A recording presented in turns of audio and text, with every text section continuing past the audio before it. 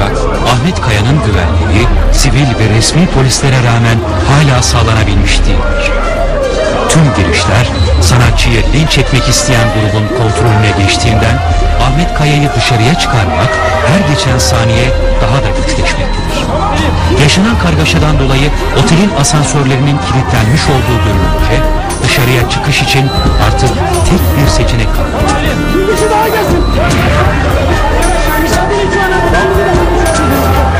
Mutfak kapısından çıkartmak zorunda kaldık çünkü salondaki onlarca kameraman ve gazeteci ordusu arkamızdaydı ve görüntü almaya ve bir şeyler öğrenmeye çalışıyordu.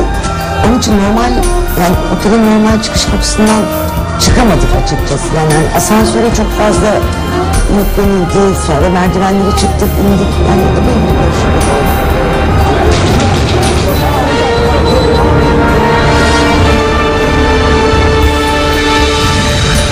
Bir an önce oradan gitmenin yollarına baktılar. Zaten çok fazla kalamadım.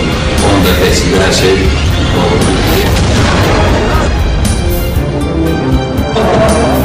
En son dediler ki Ahmet abi seni biz bir şekilde çıkaralım yani proje olacak orada. Ahmet de oğlum karşıladı. Hemen oradan garsonlar filan zaten onlar hepsi Ahmet hayranı olduğu için yani orada bir majina attı oluşturdular orada. Kendi aralarında bir koridor. Ahmet ama son derece itidalli ve sakin olan çocuklar bir şey olur böyle şeyler demokrasilerde şu bu filan gibi.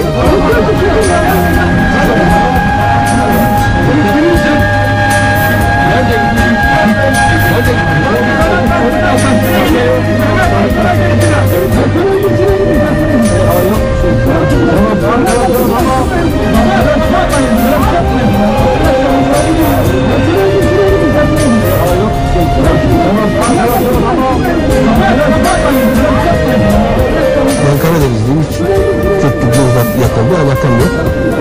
Ahmet Kaya Doğanlık'la bir bağım yok. Ama sonuç itibariyle söylediğinin bugün bile hala böyle vatana ihanetten yargılanacak bir şey olmadığını düşünüyorum. Türkçe bir klip çekeceğim, bunu yayınlayacak yürekli arkadaşlar, televizyoncular var, tanıyorum dedi. Bunda ne var? Yani bu çatal kaşığı hak edecek bir şey değil bence.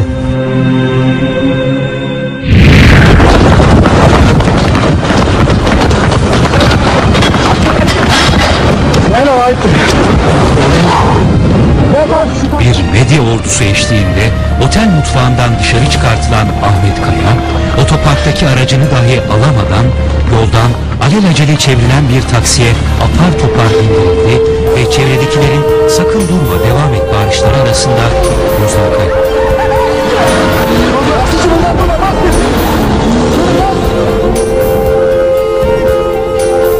Küfürün, hakaretin ve çatal bıçakların havada uçuştuğu o gece bittiğinde Ahmet Kaya kendisini içeri zor atmıştı ve bulduğu ilk taksiyle olay yerinden hızla uzaklaştı. Çok kötü durumdaydım. Şarkı yapmaktan başka seçeneğim ve çarem yoktu. Fakat insanlar tutuklanmıştı, insanlar durmadan alıp bir taraf bırakıyordu. Ve kimse sesini çıkartmıyordu. İnsanlar dövülüyordu, soyuluyordu, işkencelerden geçiliyordu. İnsanlar katlediliyordu. Bütün demokrat, devrimci, bütün insanları bir şekilde hayatın bir tarafında yok ediyorlar. Ben kendime böyle bir misyon yükledim. Dedim ki Ahmet yani bak kimse susuyor. Aşık, mağduri, kırpani, devrimi, aşırı, fermani, zulmi, zalimi, işte tır iki, vır iki gitti. Çık diyordum oğlum, çık artık, çık yani. Çık ya. Çık insanlara bir merhaba de yani. Bak insanlar bunu yapıyorlar. Şafak Türk'sün söyle. Beni burada aramadın ne?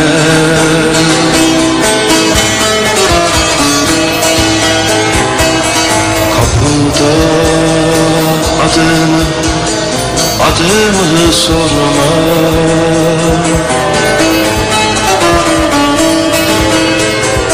Saçlarına yıldız düşmüş, koparma anne, ağlama saçlarına.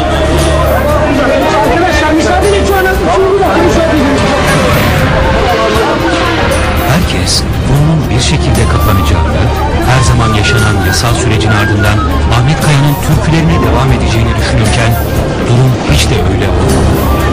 Takip eden günlerde Ahmet Kaya'yı tehdit telefonları ve mektupları bekliyor.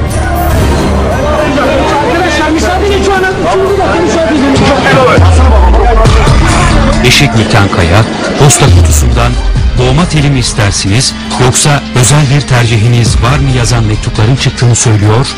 Artık fiili bir saldırıyla karşılaşmalarının an meselesi olduğunu